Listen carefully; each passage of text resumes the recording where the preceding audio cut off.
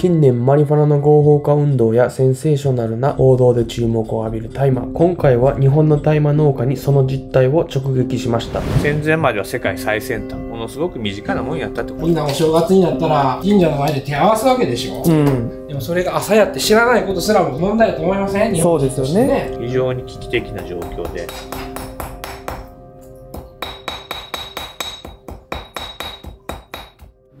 はい、バッパー翔太でございます。皆さんお元気でしょうか？現在はですね、三重県の方に向かっております。なぜ三重県かと言いますとですね、前回栃木県の方に滞在中、とても興味深い博物館に行きました。それはですね、大麻博物館っていう博物館で、そこにいた時にですね、日本と大麻文化の関わりとかそういう話をいっぱい聞かせていただいて、すごい大麻に対する目線がガラッと変わった、体験だったんですけど、そこからですね、大変興味が湧きまして、いろいろ大麻のことを、大麻と日本の関係みたいな調べてましたら、なんとここ、三重県伊勢の方にですね、大麻農家さんが、あるっていうことで、ちょっと連絡してみたところ、実際にですね、大麻農家さんを訪問できるっていうことで、皆さんにもシェアできるのを楽しみにしております。ということで、三重県の方に行きたいなと思います。はい、ということで、ここがですね、今回訪れる、朝農家さんの工場ですかね。見た感じ結構、普通の集落の中にある、一つの工場みたいな感じなんですけど、ここ朝農家さんなんで、ちょっと訪れてみたいなと思います。こんにちは。こんにちは。すいません。今回はよろしくお願いします。翔太と申します。よよろしくお願いします。ろしくお願いします。伊勢朝の松本です。松本さんよろしくお願いしまはい、よす。ろしくお願いします。はい。今回やってきたのは三重県南伊勢町。ここで大麻の栽培加工をされているということで、松本さんに案内していただきます。皆さん朝、大麻っていうと、若い子は特に、はいはい。こちらの吸う大麻のことしか多分パッと思い浮かばないと思うんですけど、日本にはもともと、もう縄文の時代から大麻を栽培して、それを繊維であったり、食べ物であったり、衣食住いろんなものを使ってきました。で、今もですね、その伝統的な大麻の栽培をしてですね、そこから繊維を取るということを、細々、日本でもう10件切りましたかね。10件切ったんですか？はい。栃木でもう10件あるかないかで。はいはいはい。これなんとかしなきゃいけないってことで、この伊勢朝の事業始まって、今日で栽培させて繊維を作り出して5年目になります。そうなんですね。日本人は太古から麻を生活を支える素材として余すことなく利用してきました。また神事において麻は汚れを払う力を持った特別なものとして大切に扱われています。その麻の生産農家は今や全国でわずか10軒ほど。そのほとんどは栃木県で深刻な高齢化が進み、存続の危機にあります。日本で育ててる栃木白っていう、主に栃木白っていう品種の大麻を育ててるんですけど、それはもう葉っぱにも雌花の花の部分にもTHC っていうそういう範囲になる成分がもうほぼゼロに近い数値で、別にそれを取って乾燥させて吸引しても何にもならない。はい。他の植物同様、大麻草にも様々な品種があります。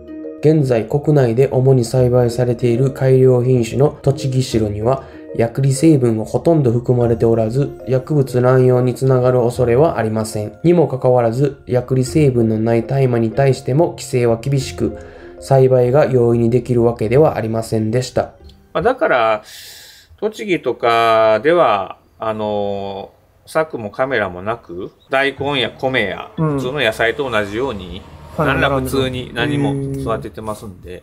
三重はまた違うんですか？三重県はね、やっぱり規制が厳しくてね、2メートルの柵して、有刺鉄線させられて、カメラも何十台とつけさせられて、で、栽培する土地もですね、人目につく場所はいかんってことで、人目の道から容易に見通せる場所では栽培したらいかんっていうルールがあって、今まではそういう厳しいルールの中やってきたんで、畑も本当に山の奥。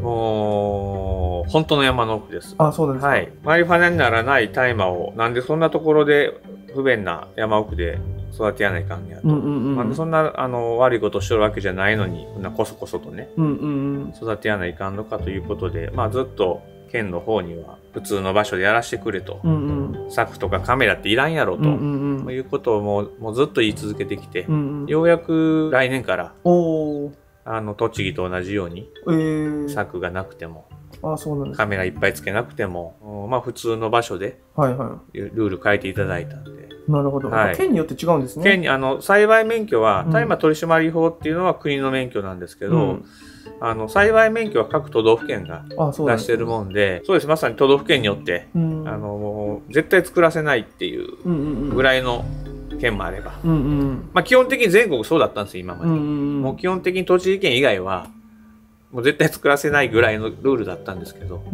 僕ら頑張って、ルール変えていただいたんで、なるほど。で来年も厚労省も、大麻取締法の改正、予定してますんで。どう変わるんですか？今まで、大麻草っていうものを一括りで、栃木城とか日本の朝みたいに、マリファナにならない朝、大麻も、マリファナになりうる朝も、同じ大麻だろうと。大麻っていう植物は基本的に危険なもん、全部危険で、一括りで危険なもんだっていう、そういうものすごくざっくりとした規制の中でルール作りしてきたんで、来年からはだからちゃんと薬理成分をきちっと測ってね。なるほど。この基準値よりも下の朝は産業用大麻ということで、もう少し普通に作りやすくしていく。ただ今まで通り THC がそれなりの一定以上の濃いものについては、今まで通り、もしくは今まで以上に厳しいルールの中で、栽培管理していこう。なるほどね。ようやくその当たり前のことなんですけどね、世界ではもう20年以上ぐらい前からそうやってきちっと基準作って、それ以下のものとそれ以上のものは管理分けてたんですけど、だから本当に遅ればせながらでも、すごく来年は日本の朝にとってはね、非常に意義深い年というかね、元年じゃないですかね。そこに関われたことってすごく誇りに思ってますけどね。日本各地で大麻より栽培され、日本人の生活、文化を支えてきた麻は、マリファナの原料にはなり得ません。この当たり前の事実が大きく歪められたのには、ある出来事があったからだと言います。そのバイオマスとしてのその成長力が多分に注目を浴びて今世界でね、産業用ヘンプってことで、なるほど。ことで注目を浴びてる。でも日本人はもうずっとその麻のポテンシャルをもう縄文の頃から理解して、それを日本人の衣食住に使ってたっていうことで、戦前までは世界最先端。そうだったんですか。大麻については。やっぱ戦後やっぱ変わったんですか？そうですね。戦後のその戦争に負けて、アメリカさんからこれは作っちゃならんというルールができて、大麻取締法って名前は大麻取締法なんやけど、実はあれは GHQ が大麻をもう全面禁止にしたわけですよ。でもその当時日本には麻農家さん3万ぐらいいたんです。3万もいらはったんですか。で、麻の繊維っていうのは日本の生活に必需品であったわけなんで、それをいきなり作れなくなるっていうことはもう死活問題なんでね、日本の一つの産業がなくなるって話なんで、当時のお役人さん逆にそこ頑張って作るなって言われたものをなんとか今ある農家さんが作り続けられるように、免許制にして免許制にするから作らせてくださいっていうのが大麻取締法なんです。なるほど。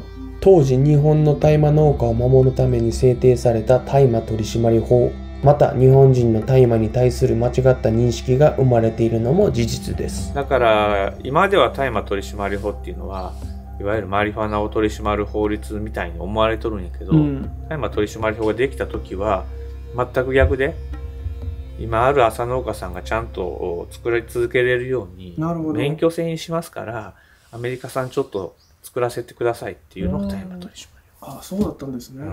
でちょっとねざっと繊維を取るための、精麻っていうんですけどね、大麻の繊維のことを精麻っていう大麻繊維を取るための麻について、ちょっと加工場の方からその製造過程ご紹介させていただきます。ありがとうございます。大麻はですね、桜の花が咲く頃4月の上旬ですね、上旬に種をまいてですね、栽培がスタートします。で、もう3ヶ月で、わずか3ヶ月でもう3メートルを超えるぐらいの大きさになってですね、でも7月からは収穫が始まります。なんとわずか3ヶ月で3メートルを超えるまでに成長する大麻。驚くことに麻を栽培するにあたって農薬や水の管理はほとんどいらないそうです。しかし、大麻にも天敵がいます。芽が出るまで鳥を追わなきゃいけないんですよ。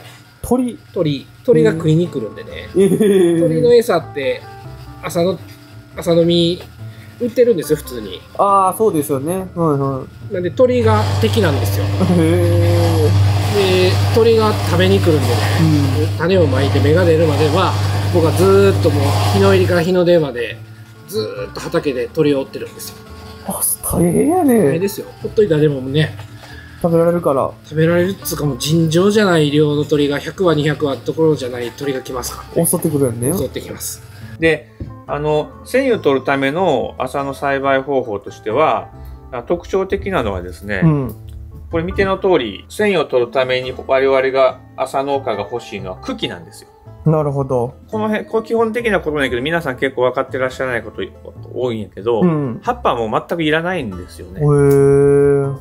我々、麻農家、繊維が欲しい麻農家が欲しいのは茎なんですよ。なるほど。じゃあ葉っぱどうしてるんですか？葉っぱはもう畑でそこで。ただもう、捨てるだけ。7月に収穫した茎をですね、その日のうちに葉っぱを落として茎だけの状態にして、持ち帰ってきます。ここまでは。はい。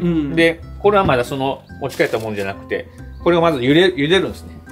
茹でるんですか？はい。主に消毒なんですけど、まあなんかちょっと仕上がりにちょっと影響するんでしょうね。さっと15秒ぐらい茹でさせてもらいます。で、茹でた麻を干したものはこのしめそ。これはだから表皮がまだ残ってるんですね。残ってる状態ですね。で、さっきも冒頭言ったように、この茎から表皮を取ったものが大麻繊維、精麻になるんですね。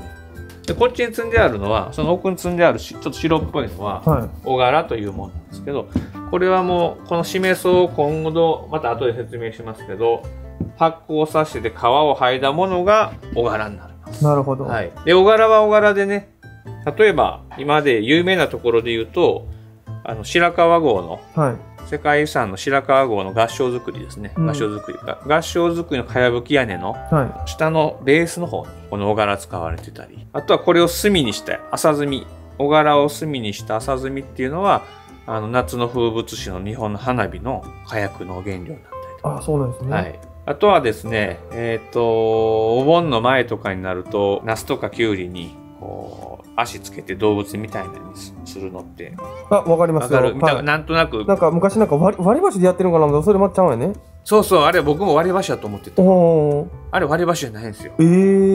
大麻の茎。そうなんですね。まあそれって別になんで朝じゃなきゃいけないのかっていうよりも、それぐらい大麻の茎日本中で栽培されてて、ものすごく身近なもんやったってことなんでしょうね。なるほど。しめそをこれぐらいの束に束ね直したものを水束って言うんですけど、これをですね、これおどこって言うんですけどね。おどこ。これはお船。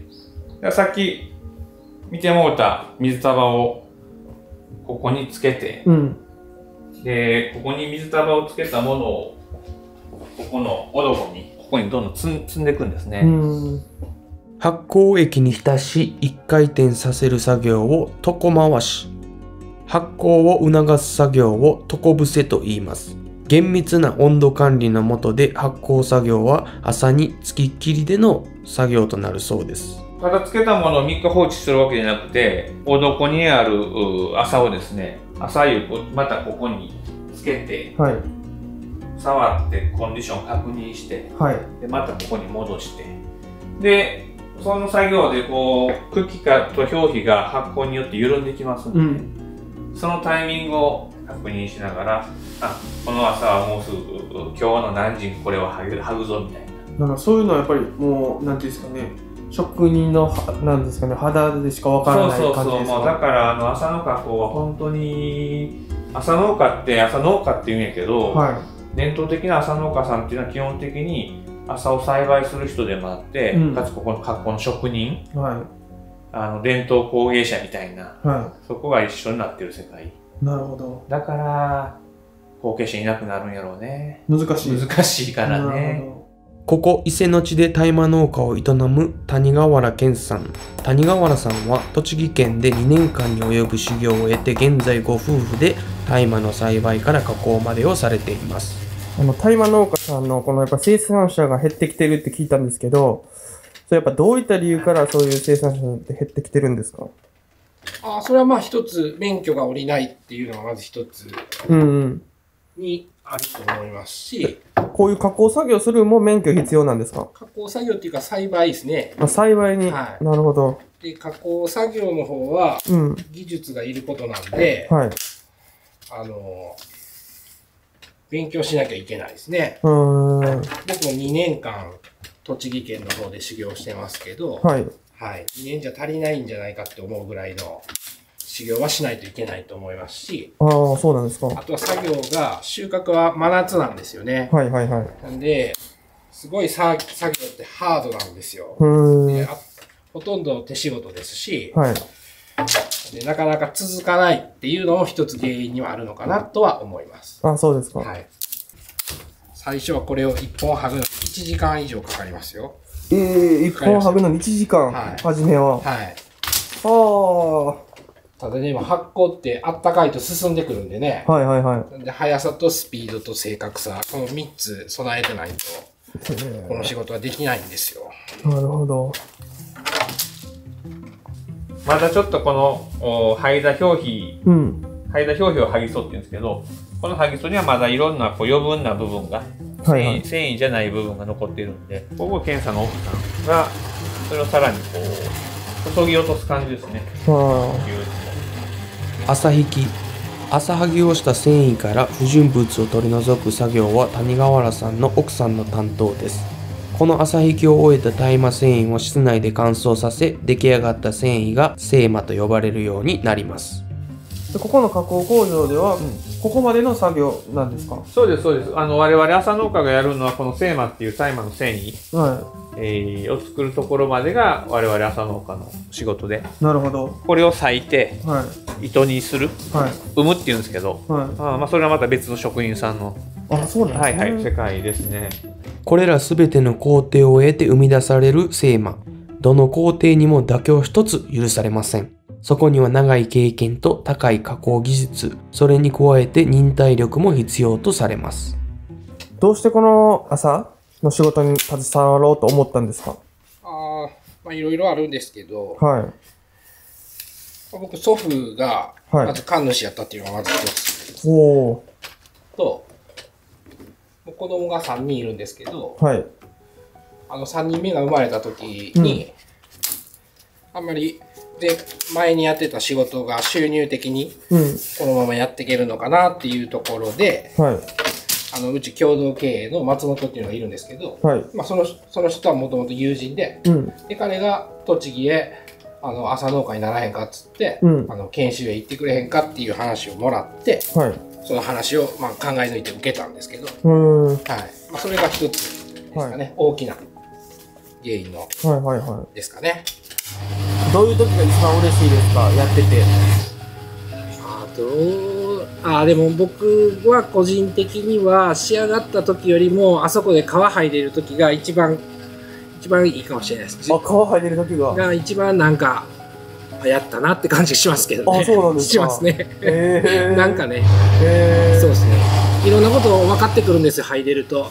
今だいたい畑のこの辺にいるなとか、剥いでると分かってくるんですよ。そうなんですか。ここら辺で今多分剥いでるなとか。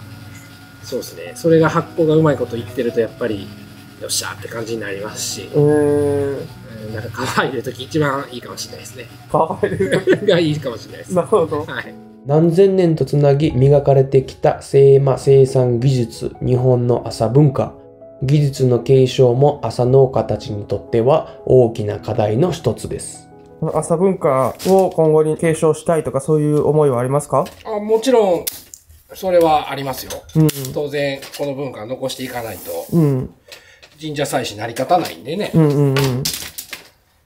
はい。それはありますよ。こう、朝の生産について勉強したいっていう若者たちは今はいるんですか？まあ、いるんですけど、やっぱりね、ケツ割っちゃうんですよね。ああ、そうなんですか。はい。やっぱ大変。大変ですね。厳しいんでね。この発酵作業が特に、まあ、特に栽培も大変ですけど、体力的にね。はい。この発酵作業はね、こう口で説明できるようなところじゃない部分もたくさんあるんでね。ああ、なるほど。はい。そこはやって身につけていかないと覚えられないし、ね、あとは物言わぬものなんでね、なかなかそれを見極めていくっていうのは、鍛錬のいることやと思います。なるほど。あと覚悟が必要だと思います。ああ、そうですか。はい。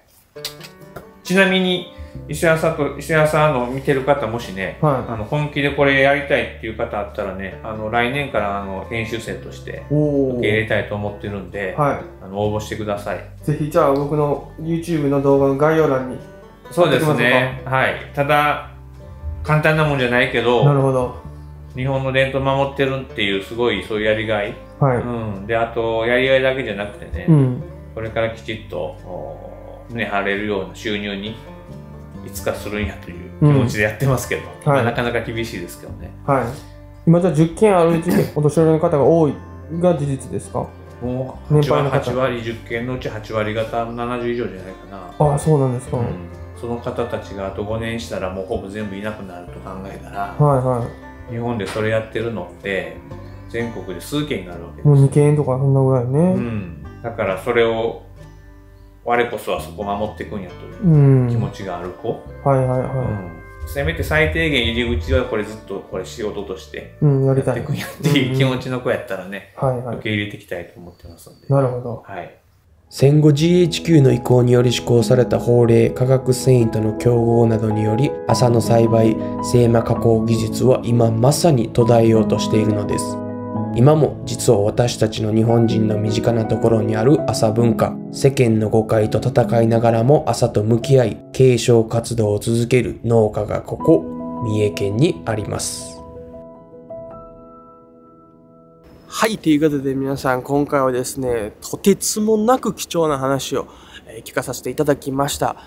初めの印象、大麻とは吸引してハイになるドラッグ、マリファナみたいな、海外で考えられている麻の大麻の、印象しか、意見しかなかったんですけど、今回話聞いて180度ガラッと、日本の大麻に対する考え方が変わりました。皆さんはどうですか？話聞く前、聞いた後、もしよかったらコメントしてみてください。で、今回訪れさせてもらって半日しか見てないんですけど、麻農家さんの大変さも分かりました。まだ半日しか行ってないんで、全然奥深くは分かってないんですけど、いろいろ話聞かせてもらっただけでも相当大変だなと思いました。ということで、今回はですね、三重県の、伊勢、大麻農家さんからです。皆さんもし動画がいいなと思ったらチャンネル登録のほども皆さんよろしくお願いします。ということで、アディオス。